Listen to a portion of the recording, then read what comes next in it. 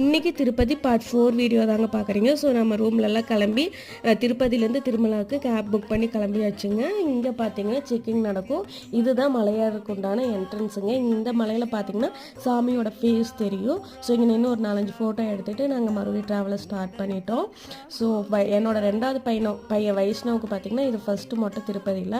Already வைபவுக்கும் இங்கே தாங்க first மொட்டை போட்டிருக்கு. இன்றைக்கி பார்த்தீங்கன்னா அவங்க அப்பா வைபவ் வைஷ்ணவ் 3 பேருமே வந்து இங்கே மொட்டை போட போகிறாங்க.